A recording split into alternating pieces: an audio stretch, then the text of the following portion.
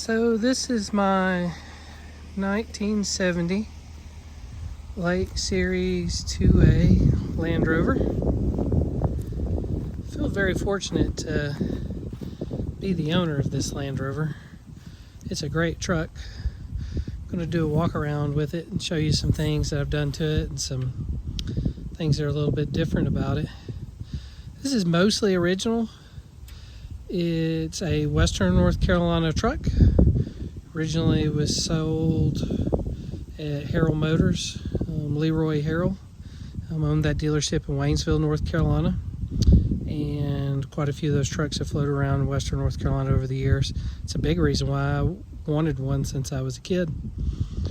But this one is a very nice original truck. First thing you might notice about it, if you're a Land Rover person, is it appears to have a tropical top on it, but it's not really a tropical top. Don't really totally know the story of this. I've got a theory.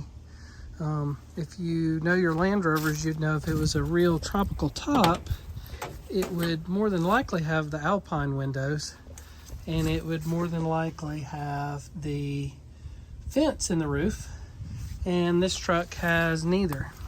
Also, if you look at it, the tropical top doesn't come all the way to the back. And so I have a theory that this is a homemade tropical top, that maybe this came off of a 109 and they pieced it together to put it on this. Regardless, I've got another one, but it's kind of cool to have something that puzzles people at times.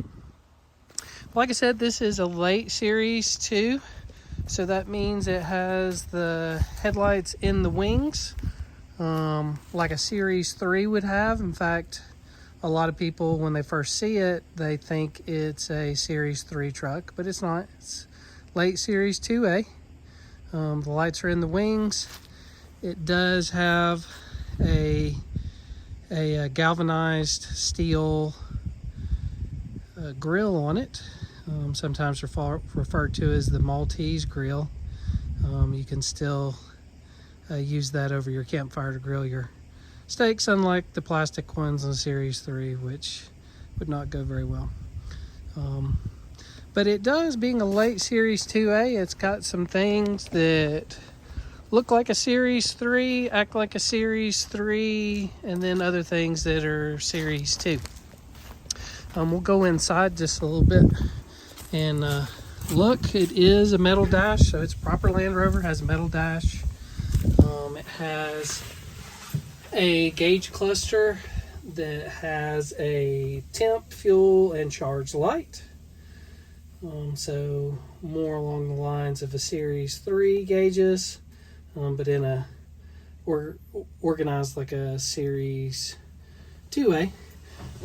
It does have, like Series 3, it has the windshield wiper single motor over here behind this cover plate, and then it has a rod actuated mechanism that goes up to the two windshield wiper blades. Works really well.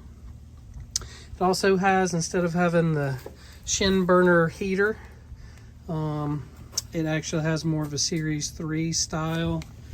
You can see it has a vent control down here that moves between a vent for the passenger's feet, or diverting more up to the vents on the screen.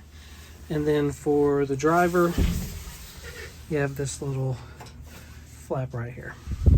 I took this off not long after I got the truck, with the idea of just fixing it up a little bit. Took me about 2 years to do that. Not that it really needed that much work, but it just took me that much to get to it. And also, these trucks do extremely well without a heater. Living in Western North Carolina, we stay at freezing or slightly above freezing for most of the winter. But if you're properly bundled up, plus there's enough exhaust heat, you can stay good and warm. We'll point out that the truck's got 81,000 miles on it. Nothing leads me to believe that that's not the original 81,000 miles. Don't think it's rolled over. But it's a great driving truck. As you can see there, it's got the extra shifter for the Rover drive. I installed that. It is a wonderful piece of kit. If you're going to drive a truck like this regularly, that Rover drive makes all the difference. I mean, this is not a freeway vehicle, but just being able to go 45, 55 miles an hour comfortably makes all the difference in the world. So that was a great addition to the truck, and one of the few things that I've done.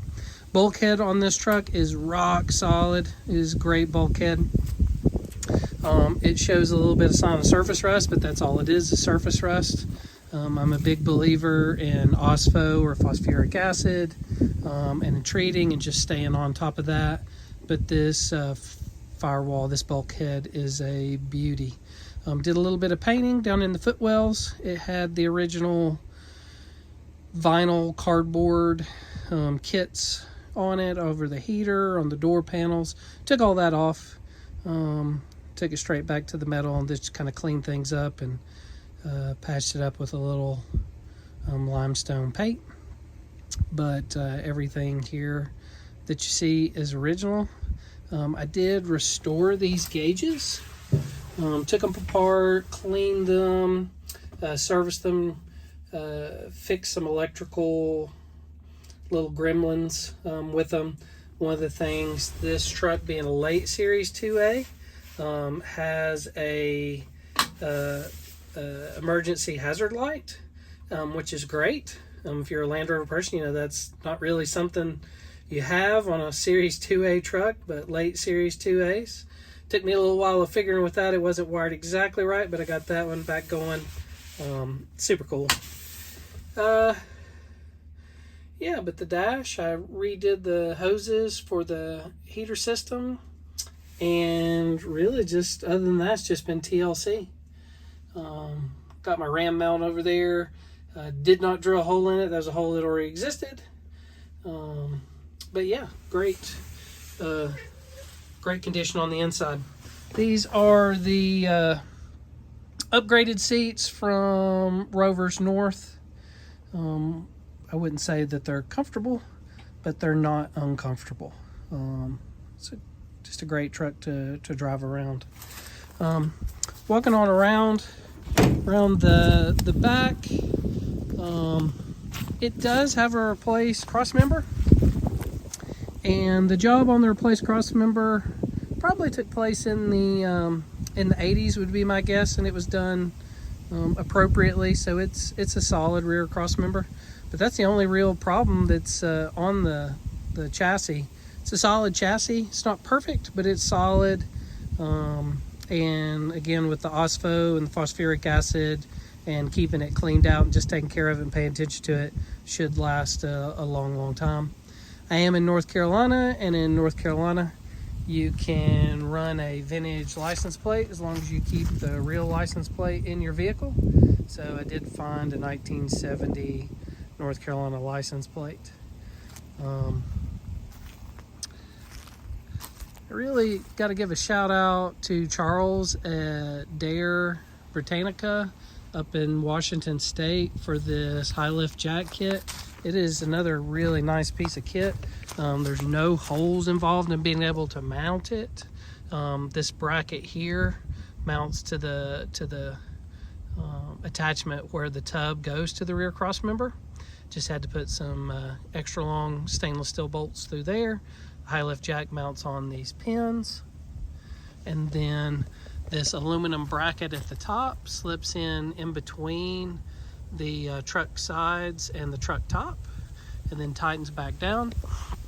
Super well designed, went together extremely well, no holes.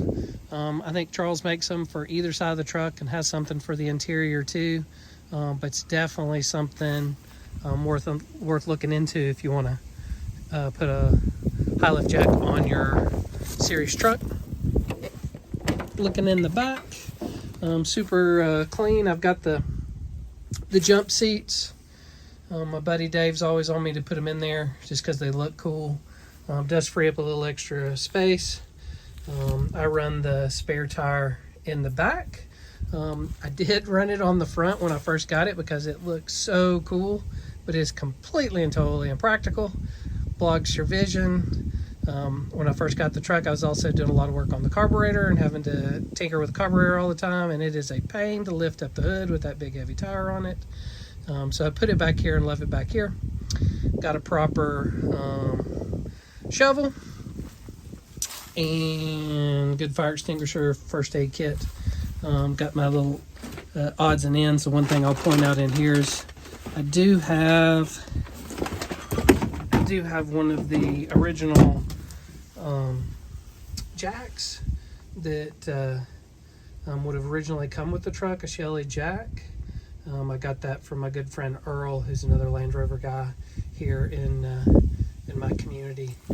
But that's super useful, and I've gotten myself unstuck on the trail using that. So it's a real jack, a lot of fun.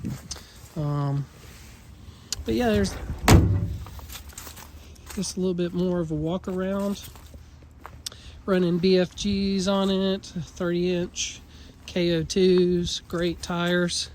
I did add the air portable lift points on the front as front toe points. And I'll open the hood.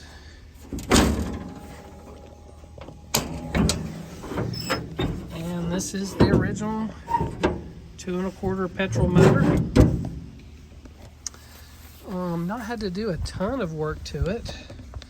So I have replaced the radiator, put a Rover's North, one of the Series 3 radiators. That's why I'm not running the shroud. Never had any trouble with this truck running hot, so I haven't put the shroud back on it. It doesn't go on exactly right when you're running the Series 3 radiator, but could be made to. It does have one of the cheap remanufactured Zenith carburetors. It's actually the second one that I've had on here. It came with one and I could not get it to run right. I bought another one. It ran a little bit better. Ended up taking both of them apart and doing all the little tricks, sanding it to make sure it's got flat surfaces. Just going through it completely, and finally got one good carburetor, and it just runs like a dream now. These trucks want to start. They want to run. So decent attention to the carburetor.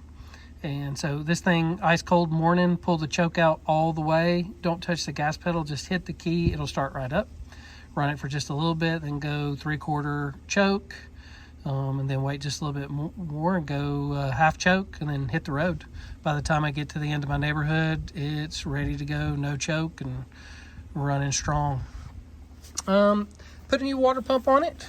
Had a little bit of a leak, but I put a new water pump on it. It still runs the generator.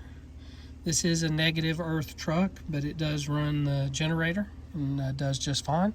Being a late Series 2A, it does have assist brakes, which are great. Drums all the way around, but assist brakes. Still running points. I love points. Electronic ignition is fine, but it's one more thing that you can't really problem solve. It's either works or it doesn't. Points, even if there's something a little bit wrong with it, it's cooked. You can get it running. You can get back home. All the wiring on this truck is essentially the original. If I ever did anything major to this truck, it would be to replace the wiring harness. Running the original oil bath air filter, which works great. Cars really ought to run oil bath filters now. They do a lot better. And then there's the heater core box for that Smith's heater that I fixed up. Overall, like I said, this is just a great truck. It is my daily driver. I love this truck. It goes on the trails great. It's open differentials front and rear, and when I've taken it to Uwharrie, just shocked people in the Land Rover clubs about how well it goes. And I remind them the reason why there are new Land Rovers is because the original real Land Rovers were awesome trucks. So super fortunate and blessed to own this one. If you are interested in Land Rover series content and things going on with Land Rovers in Western North Carolina, Southeastern United States, you can subscribe to this. I'm going to start putting some videos up. I've got another project that I'm actively working on right now, which is a 1966 Series 2A truck that's going to be something special. I've already done a video on this 62 station wagon. If you haven't seen that, you can go to my channel and check that one out. But if you're interested, I'm going to put up some content, some other things specifically about this truck, and definitely some stuff about my 66 Series 2A 88-inch truck that's a full restoration into a trail rig. So, yeah, thanks.